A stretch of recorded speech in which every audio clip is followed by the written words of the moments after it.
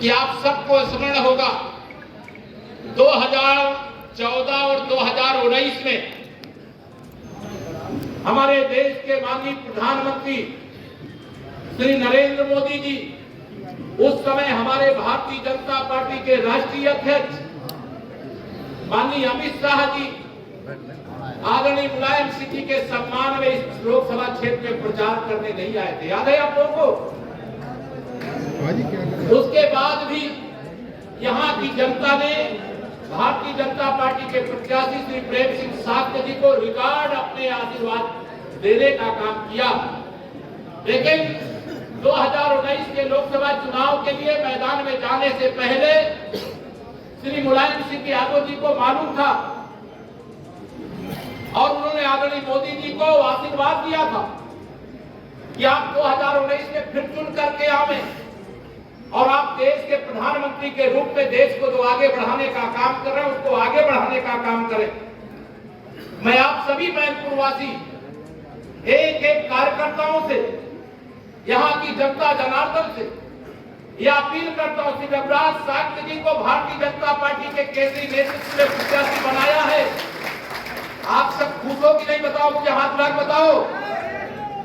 ये आप सबका फीडबैक जानने के बाद प्रदेश अध्यक्ष जी और जो प्रदेश की कोर टीम होती है वह नामों को भेजा और उसमें रघुराज साक्य जी को यहाँ पर प्रत्याशी बना करके भेजने का काम किया है। पार्टी नेतृत्व ने अपना काम कर दिया। अब पार्टी के द्वारा प्रचार प्रसार का कार्यक्रम निरंतर चलेगा, लेकिन यह आप सबको पता है, मुझे भी पता है, मेरे पत्रकार मित्रों की बड़ी भीड़ है। लेकिन जब से श्री रघुराज साक्य जी प्रत्याशी घोषित हुए हैं, सपा खेमे में खलबली मच गई। मच गई है कि नहीं मच गई है? बताइए। खलबली मच गई है। उनको मालूम है कि 5 दिसंबर को यह जो छोटा सा कार्यकर्ताओं का सम्मेलन किए थे, यह स्थान छोटा पड़ गया। इसी प्रकार से मैनपुरी लोकसभा के मतदाताओं के लिए ईवीएम मशीन छोटी पड़ जाएगी। इतने कमर के बटन लोग दबा करके भारी अंतर से यहाँ विजय दिला करके श्री रघुराज साक्य जी को माननीय नरेंद्र मोदी जी की सेना में मैनपुरी का भी प्रतिनिधित्व सुनिश्चित करने के लिए का काम करेंगे। इसलिए बताना चाहता हूँ, अभी आपने पिछले दिनों देखा है श्री अखिलेश यादव जी आजमगढ़ से सांसद थे। आजमगढ़ में भी कमल खिल गया। वहां दिनेश लाल यादव निरहुआ भारतीय जनता पार्टी के सांसद बन करके गए। और रामपुर जो आजम खां का गढ़ था, वहां पर भी कमल खिल गया। वहां हमारे घनश्याम लोधी जी भारी अंतर से विजयी होकर के माननीय मोदी जी की सेना का हिस्सा बन गए। 64 सांसद 2019 में हमारे जीते थे। 51% हमें प्रदेश में वोट मिला था और 2022 आते आते हमारे 64 से 66 हो गए हैं सांसद यूपी से। और 5 दिसंबर को आपको मतदान करना है। 8 दिसंबर को वोटों की गिनती होनी है और 8 दिसंबर को शाम होने से पहले पहले मोदी जी के साथ उत्तर प्रदेश भारतीय जनता पार्टी के 67 सांसद हो जाएंगे। खलबली कितनी मची हुई है। अभी मैं देख रहा था यहाँ यूपी के अंदर 3 उपचुनाव हो गए हैं 2022 के विधानसभा के बाद। आजमगढ़, रामपुर और अभी गोला विधानसभा का लखीमपुर खीरी 3 चुनाव हुए। तीनों उपचुनाव में श्री अखिलेश यादव जी को अपने चाचा की याद नहीं आई थी। अभी मैं देख रहा था कल समाजवादी पार्टी की स्टार प्रचारकों की सूची, और उस सूची में देख रहा था श्री शिवपाल यादव जी को भी उन्होंने स्टार प्रचारक घोषित किया। और आप जब आजमगढ़ और रामपुर का लोकसभा विधानसभा का जब गोला का उपचुनाव हो रहा था, श्री अखिलेश यादव जी एसी से बाहर नहीं निकले थे क्या? अब वो मैनपुरी में आना चाहे हैं कि नहीं आए? अभी वहां बाकी जगह तो नामांकन कराने भी नहीं गए। और मैं आप सब लोगों की अपील करके जा रहा हूं, आह्वान करके जा रहा हूं। मैं मैनपुरी के लोगों का दर्द जानता हूं, यहाँ की गुंडागर्दी जानता हूं, यहाँ की जमीनों, मकानों, दुकानों पर हुए कब्जे को जानता हूं। मैं आपको विश्वास दिलाता हूं, भरोसा दिलाता हूं, जो अवैध कब्जे किए गए हैं वो तो खाली होंगे ही होंगे। भविष्य में 1 इंच जमीन कोई किसी की कब्जा करने का दुस्साहस नहीं करेगा। लोकसभा क्षेत्र हमारे लिए महत्वपूर्ण है। अब समाजवादी पार्टी का खाता खुलने वाला नहीं है। 2022 का या हम लोग तो जानते थे, आदरणीय मुलायम सिंह यादव जी अगर बेसमय उनका निधन नहीं हो गया होता तो यह सीट तो 2019 से 24 तक के लिए उनको चुन करके भेज ही दिया गया था। बहुत लोग सम्मान करते थे, लेकिन अगर वो सोचे कि श्री अखिलेश यादव जी कभी मुलायम सिंह यादव जी बन सकते हैं क्या? बन सकते हैं क्या? जोर से बताइए, बन सकते हैं क्या? मैं कल सुन रहा था टेलीविजन पे कि अखिलेश यादव जी कह रहे थे कि ये हमारी परंपरागत सीट है, हमारा गढ़ है। श्री अखिलेश यादव जी, अब पूरा उत्तर प्रदेश भारतीय जनता पार्टी का गढ़ है, मैनपुरी भी भाजपा का गढ़। उन्होंने कहा उनकी बहू चुनाव लड़ रही है। रघुराज जी ने कहा कि मुलायम सिंह जी का शिष्य चुनाव लड़ रहा है भाजपा से, यही कहा था आपने। आप उनको आप नहीं तो सुनता, समाजवादी पार्टी के बहुत सारे कार्यकर्ता कहते हैं हम तो श्री अखिलेश यादव जी से मिलने के लिए जाते हैं। जब मुख्यमंत्री थे तब नहीं मिलते थे, लगता था, लेकिन अब न मुख्यमंत्री है न मुख्यमंत्री होने वाले हैं, तब भी मिलना मुश्किल रहता। ऐसा सांसद चाहिए जिससे आप मिल ना पाए, ऐसा सांसद चाहिए जो आपके सुख दुख का साथी ना बने। मैं आप सबको आज यहाँ पर यही निवेदन और आह्वान करना चाहता हूँ, मेरे सभी यहाँ उपस्थित कार्यकर्ता साथियों, आप सब आज इस नामांकन के कार्यक्रम के समर्थन में यहाँ पर आए हैं। अभी हम लोग कई बार आएंगे, अलग अलग विधानसभा क्षेत्रों में आएंगे। सभी यहाँ उपस्थित नेतृत्व करता जो इस समय अभाव के कारण नहीं बोले, वह भी आएंगे। लेकिन आपको एक ही शपथ लेकर के जाना, एक ही संकल्प लेकर के जाना है। मैनपुरी में कमल खिलाना ही नहीं है, इतने भारी अंतर से कमल खिलाना है, इतने भारी अंतर से कमल खिलाना है। इसलिए अखिलेश यादव जी को यह पता चल जाए कि अहंकार और गुंडागर्दी और दंगागर्दी के लिए यूपी ही नहीं मैनपुरी में भी अब कोई जगह नहीं। करोगे तो मैं आप सबको एक ही नारा देकर के जा रहा हूं, बाकी सब कुछ जाइएगा भूल। याद रखिएगा, नरेंद्र मोदी और कमल का वोट।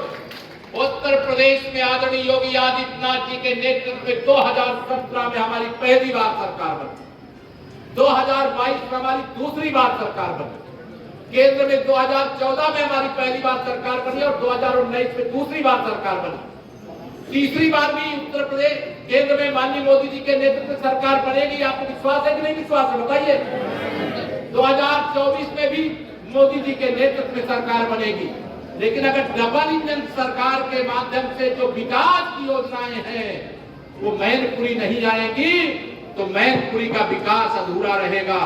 मैं आपको आश्वस्त करता हूं, श्री रघुराज साक्य जी आपकी जो समस्याएं लेकर के आएंगे उनका समाधान लेकर के हम आपके पास आएंगे।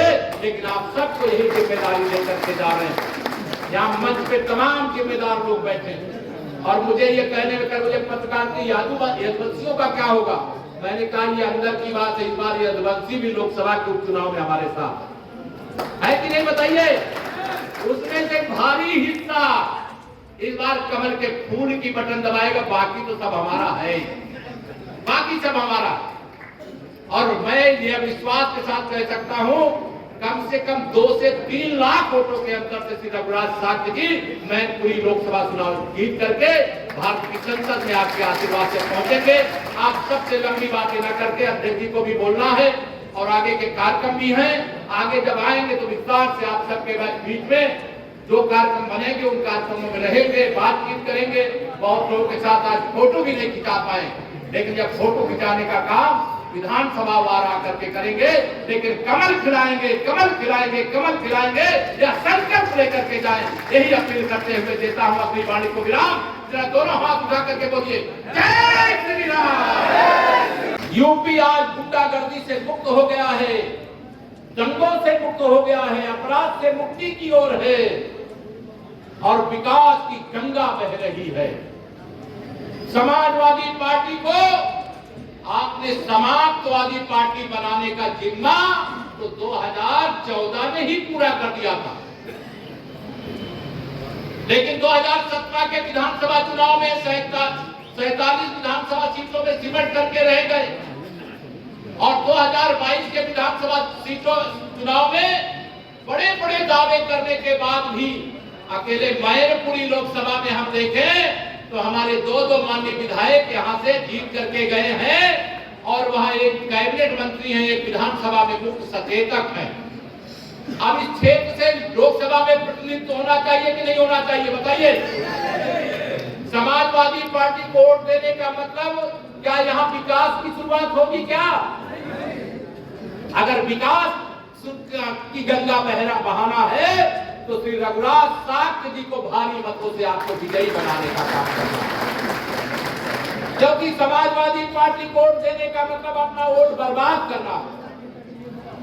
और मैं यहाँ इस मंच के माध्यम से यहाँ के एक एक मतदाता से, यहाँ के गरीबों से, यहाँ के किसानों से, यहाँ की माताओं बहनों से, यहाँ के नौजवानों से, सर्व समाज से मैं हाथ जोड़ करके अपील करना चाहता हूं, आप कमर का फूल खिलाइए, खुशहाली लाने का काम तो हम कर रहे हैं, उसको और तेजी से आगे बढ़ाने की जिम्मेदारी भारतीय जनता पार्टी के प्रत्याशी भाई रघुराज साक्य जी के समर्थन में आप सबका आशीर्वाद मांगने के लिए और आप सबके माध्यम से मैनपुरी लोकसभा की एक एक जनता का आशीर्वाद मांगने के लिए यहाँ पर आया हूँ। और इस मौके पर